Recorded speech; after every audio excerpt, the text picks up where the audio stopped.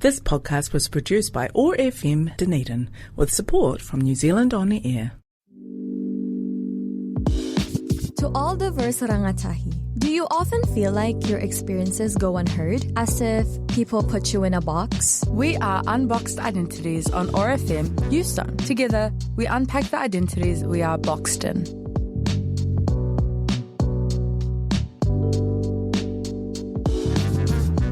Magandang araw sa inyong lahat. Assalamualaikum. It's so funny, guys. I love the switch up. I just said, kia ora. Oh. You did not say, okay, let's say kia ora. 3, 2, 1. Kia ora. Magandang araw sa inyong lahat. Assalamualaikum. Guys, if you couldn't catch from the voices, I'm Malak. I said magandang araw sa inyong lahat, which is like a greeting in Filipino. It is. Filipino or Tagalog? It's both, but Okay. I'd say Filipino. And Betty just said assalamu alaikum. Which is Arabic. Oh my God. Okay. Well, how are you, Betty? We are doing pretty great, I'd say. That's great. Shall we start off with a little quickfire segment? Yeah. How was your week? Well, how was your last 2 days? Highlight, lowlight, and excited for. Lowlight assessment. I keep saying that it's my low light because it is. I'm so sorry, guys. It is. And look, you same. Like, I've got so many lowlights, so many assessments right now. I'm like down in the trenches with assessments, and I guess that is just term 2. Yeah. Term 2 and term 3 are going to be like that. Highlight will definitely what we're going to be talking about in today's episode, which is we were doing great Mahi over the weekend. So we're going to talk about that. And what I'm excited for is, as of recording, I will be hosting a Filipino lunch tomorrow. And I'm really excited because we are serving cultural dishes that I miss eating. So I'm so excited. Are you going to be cooking or is it other people? I'm going to be helping my mom cook up something.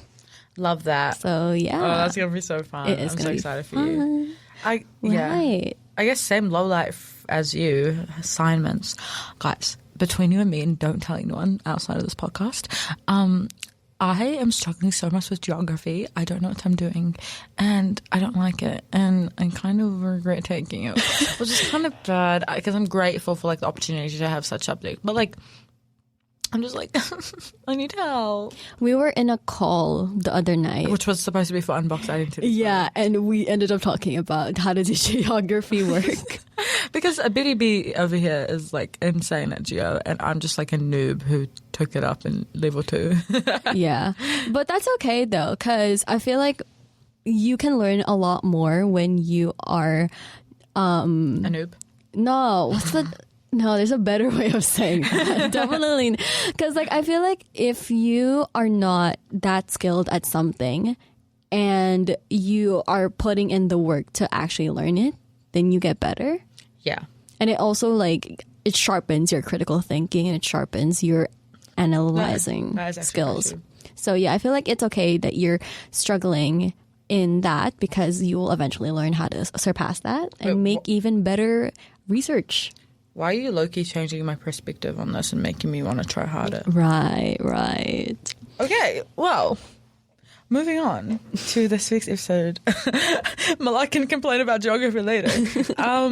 Betty, what were we up to this weekend? Right, guys. So we were up in George Street interviewing young people about Youth Voice. And we were doing it as Generation Hope Youth Ambassadors. Woo!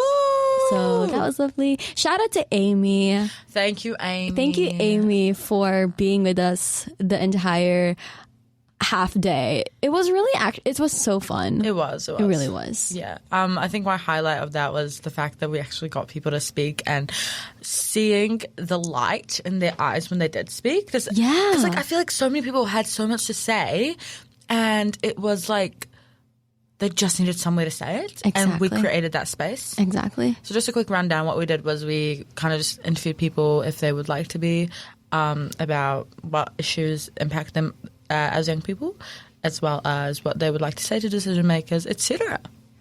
Yeah. And like our thing, like the thing that we did it was empowering to the people that we talked to, and it was empowering for me, like personally, and I feel like it was empowering to you as well, Malak, because we were in that position once where somebody would have needed to approach us to say something, and now we are giving people that platform to actually to platform those voices. Exactly. I agree so much. It's like thinking back to when I was a little kid and I was like not radicalized yet, and I was just like so wanting to make some type of change, and I just needed someone to be there, as you said, Betty, to ask like, Malak, are you okay? Yeah. What issues are you facing? What do you want to see changed? And I'm so happy that we were able to create that space. Yeah, exactly. And I feel like our Mahi and like the Mahi of other young people around Aotearoa that do the similar things as we do, it comes back to the wise words of our friend Lola Fisher. From the Generation Hope 2024 Ropu, their words were like, you do want to say them? Yeah. Very wise. Empowered young people empower young people. So true. That is smart and that is real. I think it literally speaks to what we are. Because, listen, so for me personally and for Betty as well, we are so privileged and able to be in spaces such as Generation Hope, Make It 16, and other things that we're both individually part of. And through those programs, we don't just get to, I guess, serve and like do cool stuff and put something on our CV, but we also do get that training, that mentorship, that support, that community, that connections, that network. And that empowers us. It does. Like, we get these skills, we get these opportunities, we get these ways of the platforming and the kind of adrenaline rush of doing something good. But then I feel like it's kind of like a moral duty for us to then go and do something with it in terms of wider impact. Yeah. And that's what we're, empowered rangatahi.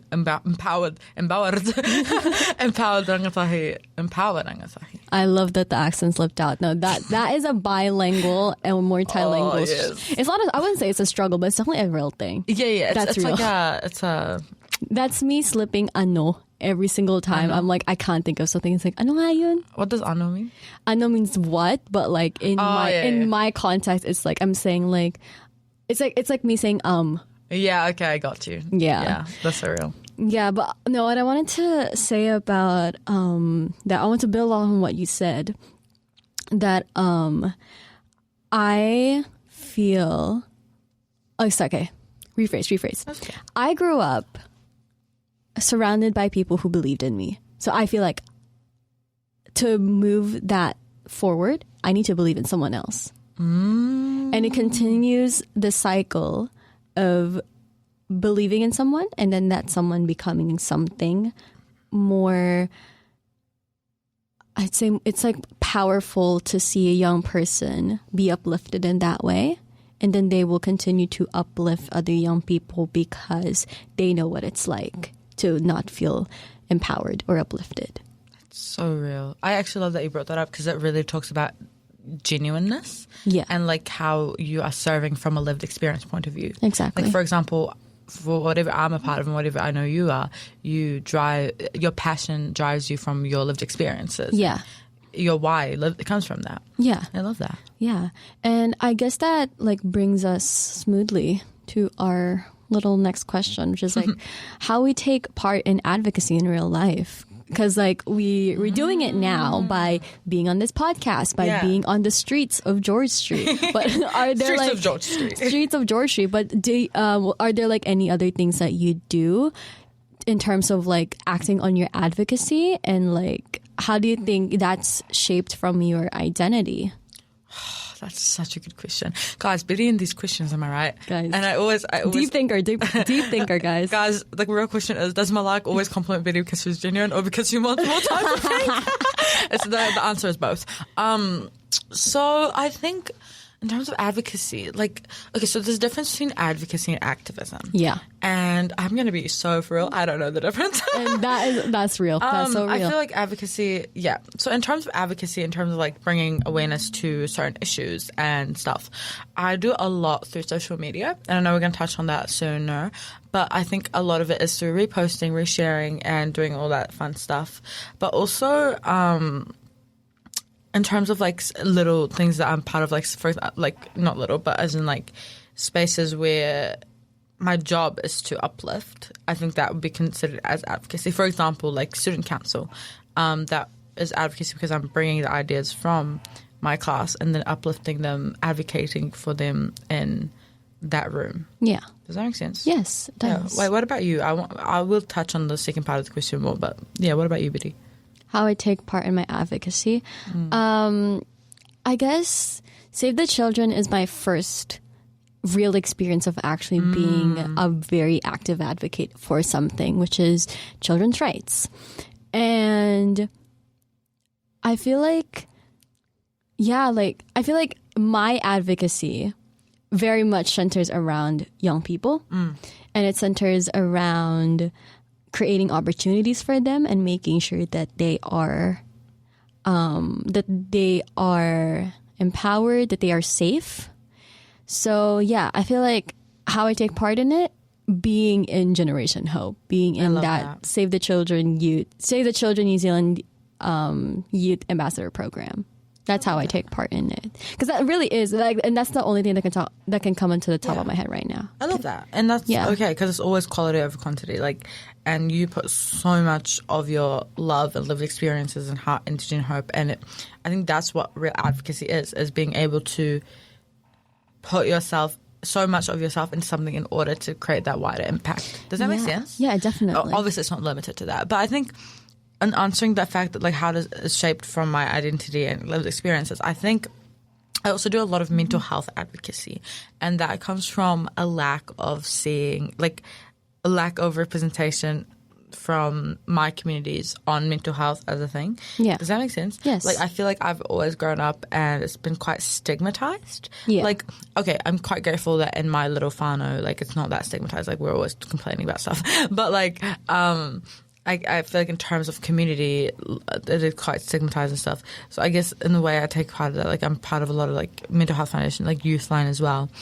And what I like about that is that it brings so many people from different perspectives and they share. And I feel like that's such a cool thing about like how you kind of have to trust that, like obviously not everyone can be in these spaces, but you kind of have to trust the person that is going, that they will represent you well. Does that make sense? Yes, definitely. And I think that's something that's so hard to grasp sometimes because it's like, I don't know, but yeah. And yeah, I love that. Yeah. I think for me, the fact that I grew up in a rural town in the Philippines and then I moved to another rural town in New Zealand. The rural girl in the middle. The rural girl. I'm always the rural girl. That's the thing. Yeah. And I live, ironically enough, I continue to live back and forth between town and the rural. Because I used to go to Manila for some things, and then I would go to a city like Lipa for other things, other opportunities, and then I would come back to my rural hometown. And then it's the same here, where I am living in the Tyree Mosgill area, and then I would need to go to Dunedin for my opportunities, for my volunteering experiences, and then I would need to come back from that. And what I'm trying to say is like there is a very big difference in opportunities. Yeah. And as I said, like one of my biggest things for advocating is children's rights and creating those opportunities for other young people in disadvantaged areas.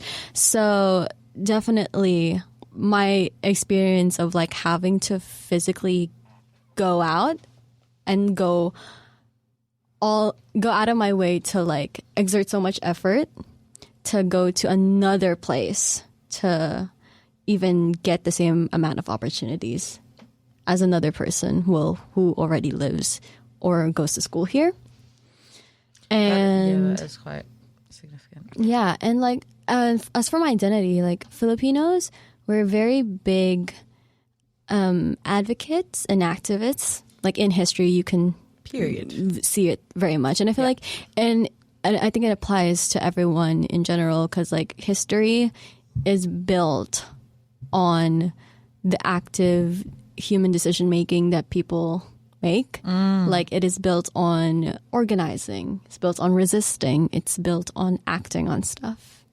So yeah, I feel like that's how I take part in my advocacy IRL, is like going into those spaces and representing myself, and then in turn going back to my friends from my hometown or from like the Moscow-Tire area and be like, hey, so there's this opportunity that popped up, go sign up for it. So yeah, definitely.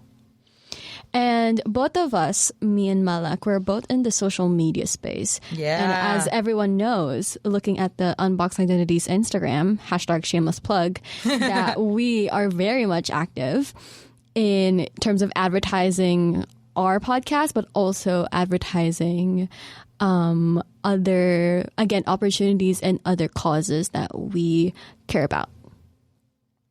So social media and youth advocacy, therefore, are kind of interlinked for both of us. And I feel like for a lot of our listeners, it will be the same thing, because I have seen like over the, since 2020, I feel like I've seen such a big boom in people advocating for something or standing up for something. So I wonder, Malak, how did you first get into online youth advocacy? Ooh, this one's a tough one. I think, well, not a tough one, but like, I think I mentioned this before. First social media gig, in terms of like, first time I was able to advocate for something on social media was definitely Dunedin Youth Council. Yeah. And that was I think I really appreciate the Dunedin Youth Council because of the foundation it kind of built for me in terms of opportunities, connections and stuff. So, and the fact that I got that availability. Sorry, not availability. Ooh. I got the opportunity. Was really good for me, and it showed me that it's something that I really like: social media, graphic design, etc., and advocating through that. And then after that, I applied to be Gen Z Aotearoa's social media manager. Yeah. So one thing led to another, and after that, so Gen Z Aotearoa is basically just a platform advocating for young people and creating spaces between youth networks as well. Shout out. So I think, being social media there really did also help me with my advocacy a lot, because that's a whole kaupapa. And then also got to make it 16 as well, social media manager from that. And same thing, like advocating for young people's right to vote, to have a say in our democracy. Young people are part of democracy, and democracy is incomplete without our voices. Period. I love saying that line. It makes me feel so professional. Anyways. Yeah. I think that's kind of how I got into it. Yeah. And then obviously I've grown up in a family of activists and advocates, like my mum, my sister, my dad, my brother. Well, okay, mainly my sister and my mum. But we're always posting on social media. We're always advocating in our own ways. My mum is on so many advisory groups and boards advocating for migrant communities, former refugees, and so much. So it's always been kind of around me in that sense. Yeah. But social media advocacy and youth advocacy, I've already explained. Yeah. What about you, Betty B? I mean, for me, I started so this is not advocacy, but social media. I used to manage so many pages, like Facebook pages for my previous school. And because of that, I have Business Suite. That's Meta Business Suite, that. Guys. That's how you know. That's when you know you reached peak social media manager. But when I got here to New Zealand, I guess my first time doing online youth advocacy is, again, through Generation Hope. I love that. I would say it is through Generation Hope where I started doing online youth advocacy and content creation, because literally me and Malak, we have created a lot of content over the past month for Generation Hope during specific celebratory days like Youth Week, Pink Shirt Day, stuff like that. Youth Week, Pink Shirt Day, Mental Health Day for children. Yeah. Other stuff like that. So that's how I got into it. And it's very fresh. So you guys can see the difference. You guys can see that there is no right time to start your online youth advocacy journey. Exactly. And I think that's so cool. Why I just cover my face? Sometimes I just like cover my face. Anyways. Love that. I think it's so cool that you can also learn that skill and then do it in your own sense. Because like I've done a lot of like ads and stuff here and there. And Go from the bus ad. Go from the bus ad. And that's kind of made me inspired to create my own social media content creation. Like make my own posts and stuff. And I love that so much.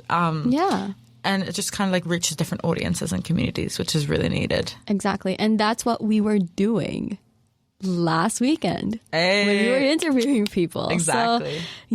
So I definitely, in terms of like the direction it's going and how effective it is, where do you think that's at, Malak? Ooh, I think it's very effective because like sometimes I do get people messaging me and being like, Malak, you really inspired me to create content or to do this, to do that. And I'm like, that is how I know that what I'm doing is so good, or like I'm going in the right direction in terms of like keep going what you're doing. Like there's always backlash. There's always things that are going to happen that will set me back from what I want to do, whether that be media backlash or people just being rude. But genuinely just the fact that I'm able to empower someone, that's what means the world to me. Oh, yeah, definitely. And I feel like in the general sense, social media is an effective tool for youth advocacy because everything is going digital. Like literally, we are past the point of like people relying on physical media. Like not that it's not important, but we have gone past that point where we need to have physical media to see what's happening around the world, because it all can be uploaded on social media now. And because of that, I think that in terms of the direction that it's going, is heading to a point where there's a lot of sources that you have to sift through. And to ensure it's like reliable. You have to be like careful, but at the same time, as part of the people who are making the content, I feel like it's heading in a good direction personally, because it is giving me again more tools to express myself, and it's giving a larger platform to talk about important issues and causes like that. Yeah.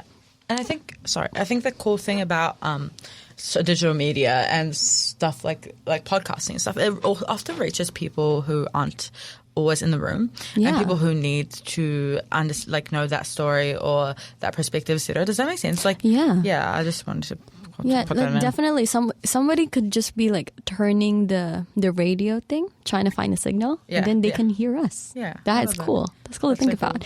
And because this podcast is a platform, a digital platform for youth voice, I think I'm always going to be in this space in the future. I see myself always being in this space in the future, whether as the young person or helping the young person. 100%.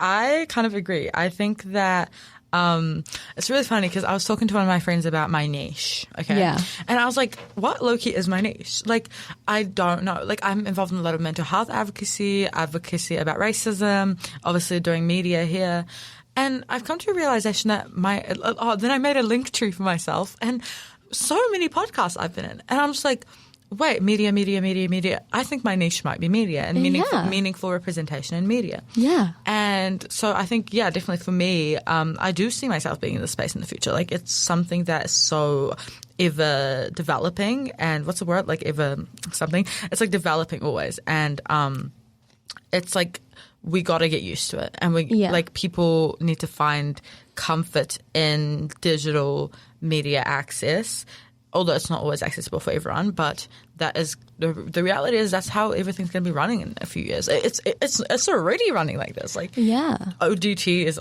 online now. Everything's online. Everything is online. Digital media. Yeah. So, okay, to almost wrap this episode up, what's like one piece of advice that we could give to a young person who wants to get involved in social media advocacy? Tough. Do you want to start? I mean, I can start by saying be safe. 100%. Be safe, guys.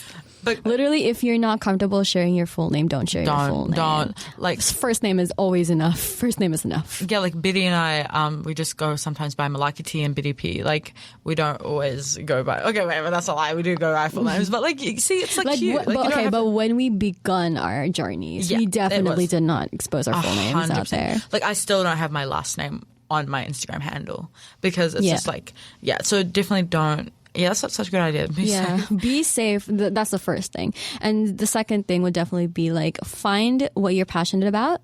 Yeah. And talk about it. And don't be afraid of making it perfect. Don't be afraid of like, oh my God, what are they going to think about me? Yeah, definitely. Just do what you want to do. But it's way easier said than done. Oh, this is actually a really good one. When I turned my account into a public account, everyone was telling me, make sure you filter the comments and make sure you only give comment access to people who follow you. That's like a very practical like thing for you guys to do. Yeah. Be fearless. Be fearless. Be brave to use your voice. And again, don't be afraid to take up space. Exactly. Don't be afraid to take up space because you deserve to be listened to. Yes. Yay. Assalamu alaikum. Paalam. That's today's episode of Unboxed Identities. You can find more episodes on oar.org.nz, Spotify, and Apple Podcasts. Remember, you don't have to fit into the box to belong.